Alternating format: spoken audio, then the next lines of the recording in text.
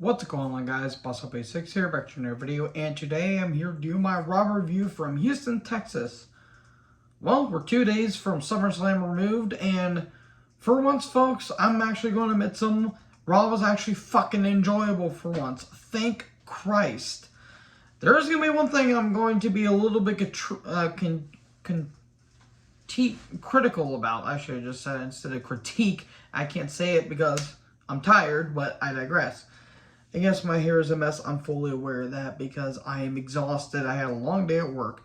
But anyways, let me know in the comment section below what you guys thought about this show. I actually thought this show was pretty damn solid for most of it. It wasn't all a home run, I will admit that. Funny because this is the city where the Astros play. Don't worry, I'll get to the Astros here in a little bit. Becky Lynch comes down, she's got a strap on, Jesus Christ. She's got a strap on her arm because, or her arm's in a sling because she actually did separate her shoulder while in her match against Bianca. We get a recap of Becky versus Bianca at SummerSlam, which was fucking incredible. Becky cuts a fantastic promo. I cannot do this promo justice. She says she proved why she was the man. That's basically what this promo was. I cannot go into detail how great this promo was. Really check this out.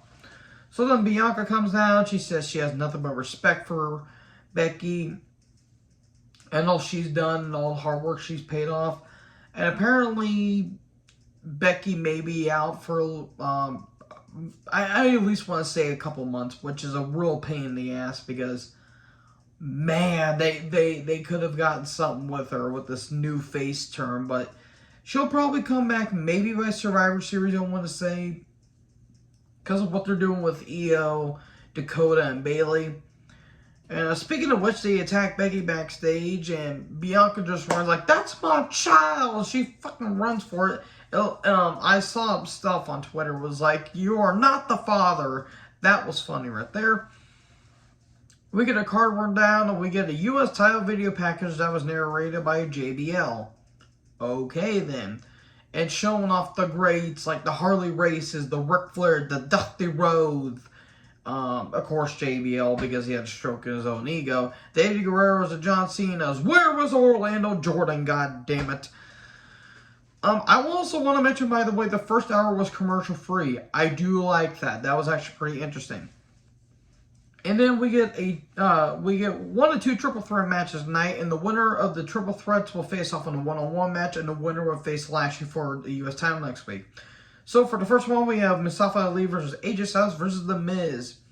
Why does The Miz look like the Green Power Ranger?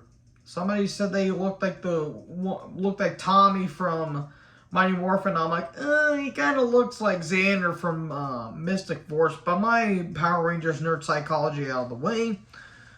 We do get a recap of Miz versus Logan Paul, which you guys know how I feel about the Human Toolbox, Logan Paul. He's a hell of an athlete. I'm not going to take that away from him. I just wish the guy wasn't such a fucking loser. And then Paul's outside of a hotel and he signed a multi-year contract. Cool, hooray. I mean, the match was actually pretty damn good. The only thing, and this was a running thing throughout this entire show, the crowd sucked. I will admit, the crowd, I don't know why. I don't know what the hell happened with the crowd, because for the most part, the wrestling was actually pretty damn good on this entire show. It's just that the crowd just sucked. Maybe it's because it wasn't how the Houston Astros won. That's why they weren't accustomed to actual legitness. Again, get to the Astros here in a little bit. There was some great stuff. I like how a lot of people saying, when's Ollie's getting his push? Yeah. Towards the end of the match was great, though. We get a 450 to Miz, and all of a sudden, Styles comes out of nowhere and immediately puts the Styles. Ali rolls into the Styles Clash after he hits the 450. And there you go. Styles wins. Good stuff. And a recap of the Becky attack that happened like 15 minutes ago. Bayley, Dakota Kai, Io Shirai, my goodness. Hot damn. Also, Bayley dyed her hair red. I support that. they talk about how, we're just getting started.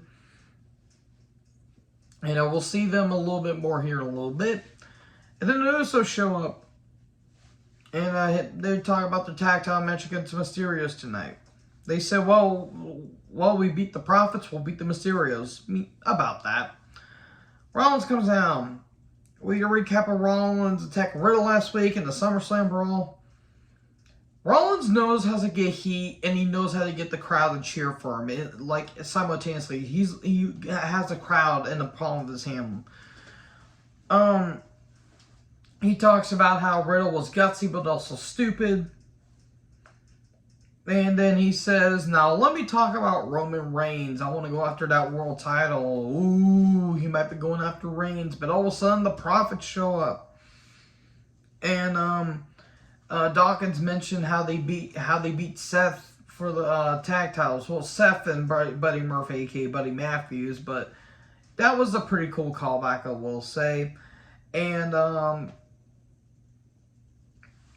they also, I think it was either Ford or Dawkins said, Cody beat you 3 times and he beat you and he had 1 boobie. I don't know why that made me laugh. Maybe because boobies. Because immaturity. Okay, well, how about we have a match? Okay, which one of us are going to have a match? They play rock, paper, scissors, and before there was a winner, Ford just runs in with the ref. Okay, we get Seth versus Ford. Great match. This match was fucking fantastic. The crowd felt like they didn't care, though. There was great stuff. Really great stuff. Ford diving all over the place. Seth was doing some great stuff. There was almost a pedigree on the floor. Some great selling here, too. Towards the end of the match, big-ass frog splash. There was frog splash by Seth before he goes for his big-ass frog splash, but the knees were up. That looked like that hurt. And in the end, stomp 1, 2, 3. Man, I never thought this would be on the news until now, that a Caucasian man would stomp an African-American in Houston, Texas, news at 11. Man, John Retland, aka at Reborn Again on Twitter, would applaud of that. So he goes for another stomp. Man, he's going for 2-in-1 deal. Again in Houston, Texas, news at 11. But Dawkins stops him, and there you go. We got a recap of the batshit insane last man standing match against Lesnar and Reigns, and Lesnar grabs his cowboy hat, does a salute. This may be the last time we'll ever see Brock, too, by the way. Which is kind of a shame, but at the same time, if that was his last match, I'm going to be honest, that was a hell of a way to go out. And then we get Alexa versus Asuka. It was a match that certainly happened. I feel bad for Asuka trying to carry Alexa. Look, Alexa is not horrible in the ring. It's just she doesn't seem believable enough. It goes on for a little bit, and then eventually Kai, Io, and Bayley show up, and it causes a DQ. And then here comes Bianca. I smell a 6-man tag? No, we don't actually get that. Okay. And then we cut the break, and we get back from break, and then we get a recap of what just happened between Asuka and Bliss. It's going to be Io versus Bianca tonight. Okay, they're kind of rushing a little bit, don't you think?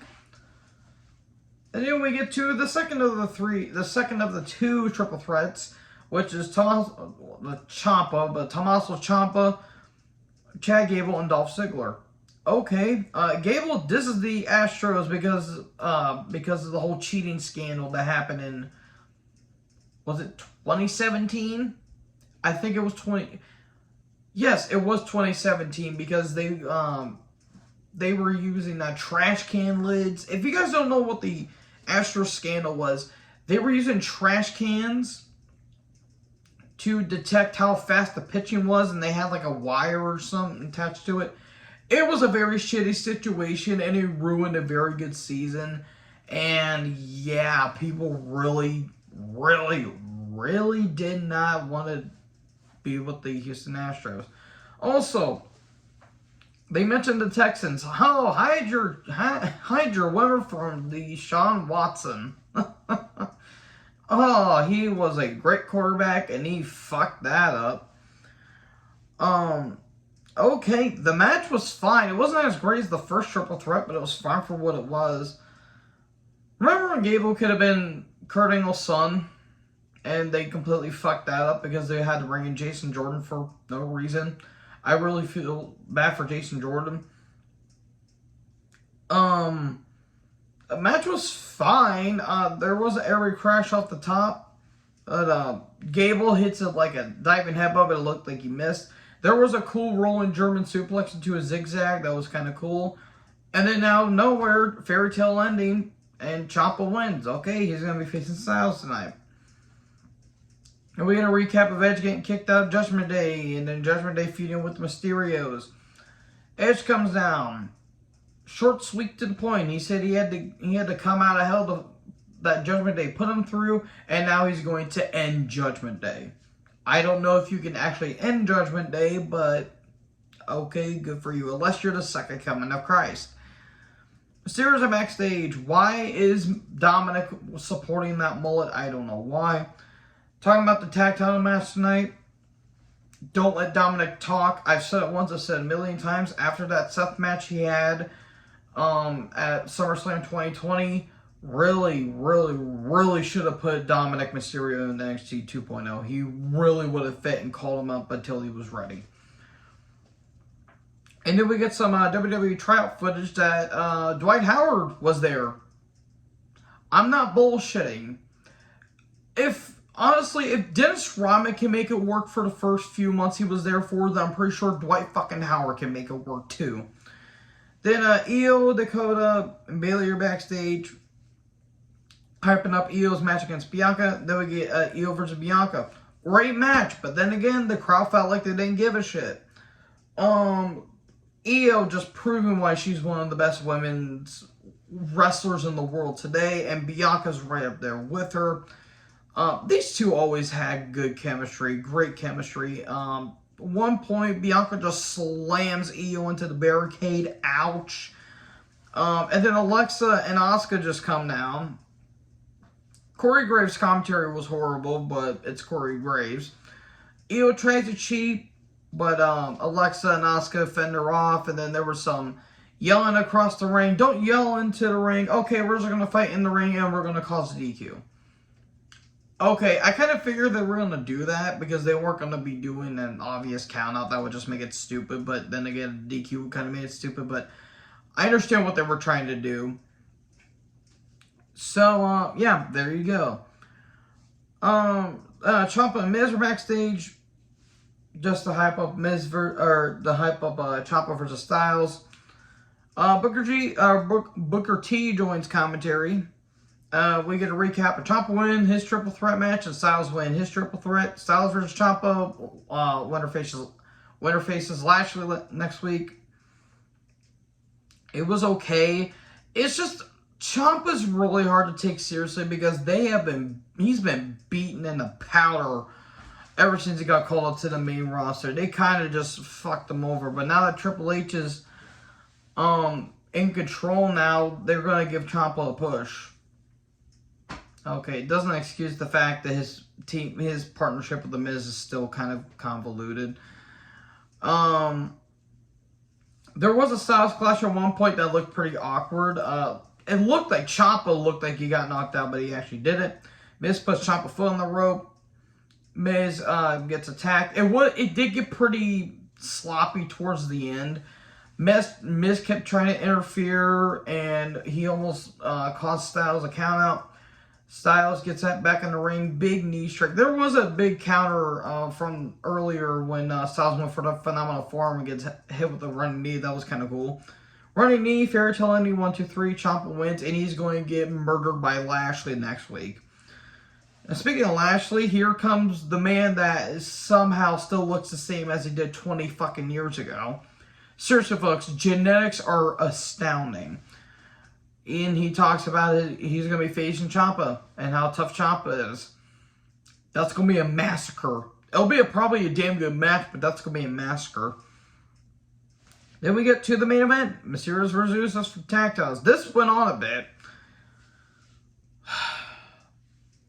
Dominic is not bad. It's just he's not ready. He's just not ready for the main roster. We don't really have a reason for us to care about him other than the fact that he's just Rey Mysterio's son. And if Aaliyah was in the ring, we'll be saying the same thing, that she's just Rey Mysterio's daughter. It wasn't awful. It was entertaining, at least when Rey was in the match. Super kicks aplenty. Dominic got in his shots. They almost won the tag titles at one point. I thought they were actually going to give them to the Mysterios. Thank God they didn't. Rey gets hit with the super kick on the outside. Dominic goes for the 619, but gets hit with the 1D, 1-2-3, and the Usos win. Then Judgment Day show up. Edge comes down, gets a massive reaction, and just beat the shit out of all of Judgment Day. And then he goes the spear Finn, but Rhea, who was scissoring violently with her legs, that should have been me, god damn it, with she was kind of choking out Dominic with her legs. Again, it should have been me. She shoves Dominic, and Dominic hits a spear, and Dominic, he sold it like he was he was pregnant, and then the child got hit, and he's about to go into labor. And Edge just kind of just goes after Judgment Day afterwards. So, oh no, we're going to get the stench in between the Mysterios, even though you can actually see footage of Rey. Rey didn't see, but you can show footage that it was unintentional. So, okay, cool. Okay. Raw was enjoyable. That's all I'm going to say. So, what do you guys think about this show? Let me know in the comment section below. Make sure you guys like and subscribe. Tap the little bell for more notifications. Join the herd. Talk in the next video. Peace out.